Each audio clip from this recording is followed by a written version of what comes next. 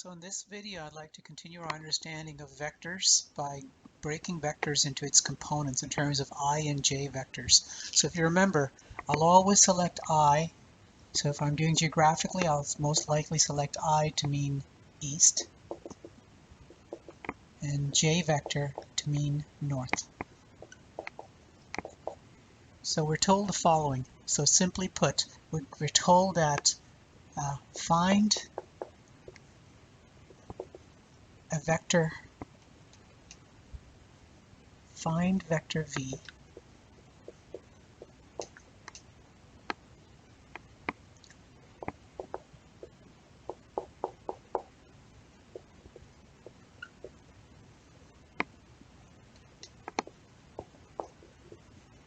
So we're told the following. So we're given some coordinate system, north-south, and we're drawing a vector, and I'll put it in this direction. And we're told the magnitude of this vector, v. Let's assume it's 10 units, or let's say it's 10 meters per second. But if it's a velocity, I'll always write this 10. And let's assume the direction is somewhere it is north of east, or you could say it is east of north. It's up to you. So here's our north direction, and I'm going to give you this angle, and let's say this is 30 degrees. And I'd like to take this vector v. We're told that this is the vector v, little arrow. I'd like to break it apart into components. And so I'd like to write v in terms of something I and something j.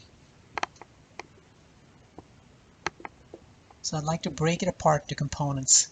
So it's 10 meters this way, so the magnitude, and the question is, what is the x component and the y component in terms of i's and j's? So remember, I east is really I vector, so I'll just do it I hat, and north is j vector, N-O-R-T-H. Can I spell correctly? So I'll put this theta is equal to 30 degrees, and so how would I find it? So let me draw a big, actually maybe I should redraw this in terms of a big triangle so you can make sure you're understanding this. So here it is. Here is its units of 10. So the hypotenuse of this triangle that I'm drawing is 10 units. Theta is equal to 30 degrees. And I'm going to refer to v as the magnitude. Notice the v, this v has no arrow on top of it. This is a vector, and this is just the magnitude of the vector v. So this is going to be 10 meters per second. I'll just call it 10 meters per second. And the question is, how do I get this x component? The x component tells me the direction that we're traveling in the x direction, or in the east direction. So this is the I direction, and this is the j direction, which is north.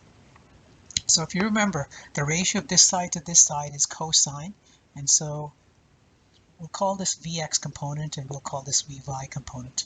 So we're trying to find Vx and Vy here. But we know that Vx, the ratio of Vx to V, is cosine of theta. The ratio of the adjacent to the hypotenuse is cosine of theta. Notice I haven't really substitute 30 or 10. Always try to use algebra in your calculations. You want to simplify your mathematics in terms of symbols, and at the last step you tend to do substitutions and plug into a calculator. And we also know Vy, the ratio of Vy to V is sine theta. And so we can put these together and say that the v vector multiplied by v on both sides, so the v vector is equal to Vx cosine of theta I. So this is the direction east, and this is v, whoops, I'm sorry, that's not supposed to be an x, that's supposed to be v, sine of theta times j vector. And in the last step, this is where you should do substitutions. So when you're doing it on a calculator, so it would actually calculate the v, which is case 10 meters per second, and I'm always going to use standard units. So if I write just with no units, I really mean meters per second if v is a velocity.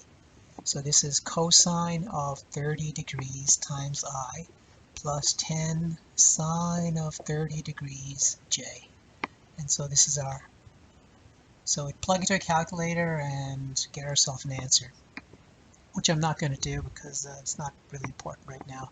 The main idea I want to get across is that if you're given a vector in different directions, I need to break it apart into components. So it's an important step in using vector equations. So let's do another example. So again, I'm going to try to find a vector v, and given that it points in a certain direction, and the angles might be different. So let's do another example. So here is, and this time I'm going to say that this is the vector v, and the angle that I'm going to give you is actually, let's make it this angle, theta.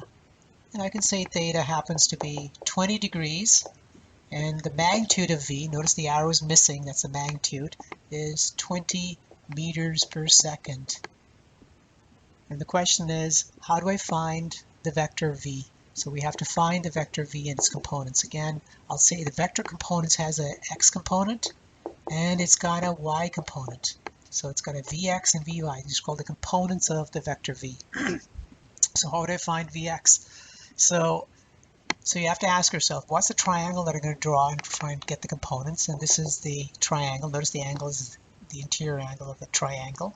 So Vx is this component. Make sure you understand that it's going in this direction, so I know it's going to be a negative answer. So whatever the answer is, I'm going to have to put a negative in there. So Vx, the ratio of this magnitude of Vx to the hypotenuse is sine. So this is actually the sine of the angle. So this is minus V sine of theta. So V is the magnitude, so the ratio of this side to this side is sine, and so I need this side, so it's going to be V sine. If you're going to use sine on one side, you'll actually see the other side is going to be cosine. So if you get one side correct, you can do it the other side quickly. Notice it's on the negative, it's going in the negative direction, so this is the first component. It's going west, minus I is west direction. If you remember, I said I is always going to be taken as east, unless I explicitly say otherwise. J is going to be explicitly north. And so minus V sine theta, and plus, and the component this way, the ratio of this side to this side is cosine, so this will be V cosine theta. So hopefully you've looked over your triangles and know your sines and cosines. You have to use them a lot when you do vectors.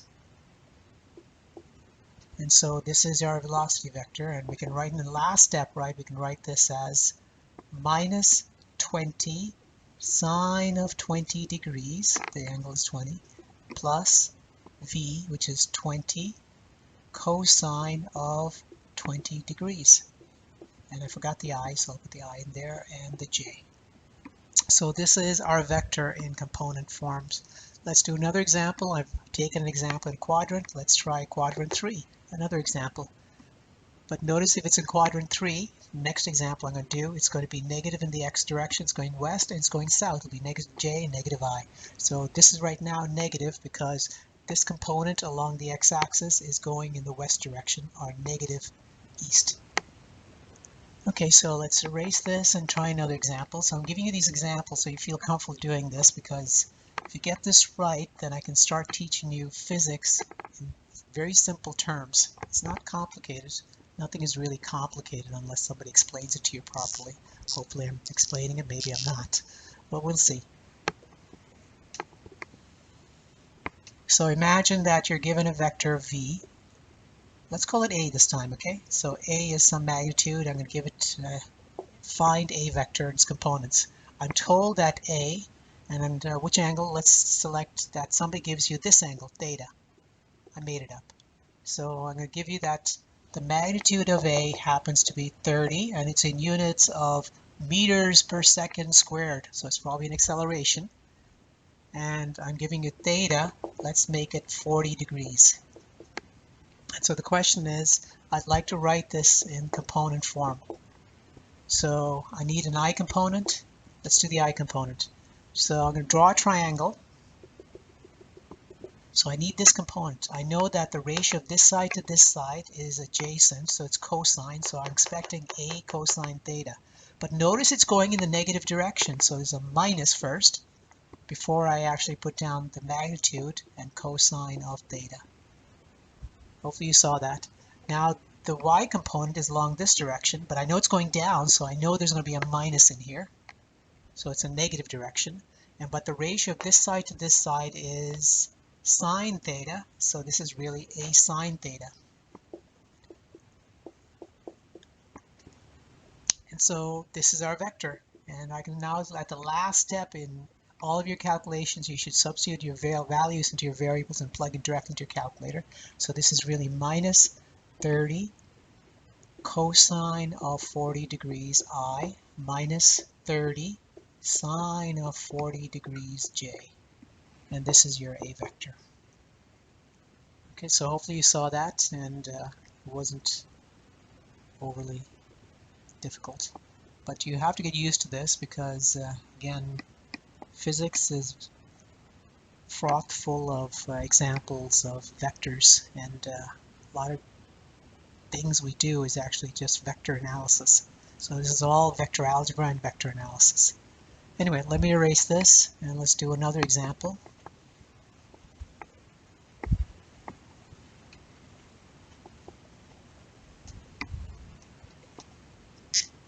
So again, I'm going to say that we haven't done forces yet, well, in this video up to this point I haven't done any forces yet, but imagine somebody told you they'd like to calculate F, and this is I and J, and you're told that the angle that you're given is theta right here, this angle theta. And I'd like to find the components of F, and I'm going to say the magnitude of F happens to be something called 300 newtons. It's a force quantity, 300 newtons.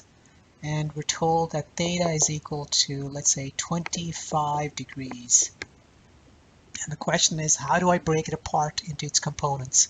So here is F vector, and I'm going to calculate the I component. Let's write I first so that you can see it better. So this is the I direction. What's the I component? It's along the horizontal with the east-west direction. So this is my triangle that I need because that's my interior angle theta. Here's our triangle. Here's our triangle. And I need to get this component. I know it's positive, it's going positive, so I already know it's going to be a plus sign because this vector is going in the east direction generally. East. It's going projecting this way. East. So whatever it is, it's a plus sign. Next, the ratio of this side to this side is sine theta, and so this becomes F sine of theta, and then there's a J component. Look at the J component, which is the north-south. The north-south component is going down, so it's going south, so it's a minus here, so we're already expecting a minus. And you could do it two ways. One, you can just say the ratio of this side to side is cosine theta, or you can just notice that if you did this correctly, then you should have noticed that when if you use sine theta in one, it'll be cosine on the other side. If it's cosine in one, it'll be sine on the other side. So in this case, it'll be F cosine of theta. And we can write this again as, I'll write it in one line so you can see it better. Find theta I minus F cosine of theta J. Hopefully you're beginning to understand what this really means. This is saying something in the east direction and something in, minus is south instead of minus J. So you gotta be careful. It's not just now, it's negative of the north direction, which is negative the south. It's in the direction south. Okay, and we can put numbers in for the final calculation if you have to, if you're really required to calculate these numbers. In this case, it would be 300. And remember, my standard way of convention is that if I don't put any units in, that's to mean by default the standard SI unit. So it's 300. If it's a force, it'll be in newtons. So this will be sine of 25 degrees I minus 300 cosine of 25 degrees J. You plug into a calculator, we'll get ourselves another answer. Anyway, these are examples of breaking up things into a component. You'll actually see examples of this when I start doing redoing videos that I've already discussed on 2D motion, and then Newton's laws, and then momentum. Wow, yeah, we're going to really get used to this. If you get this notation correct, then everything will actually be really, really simple to explain.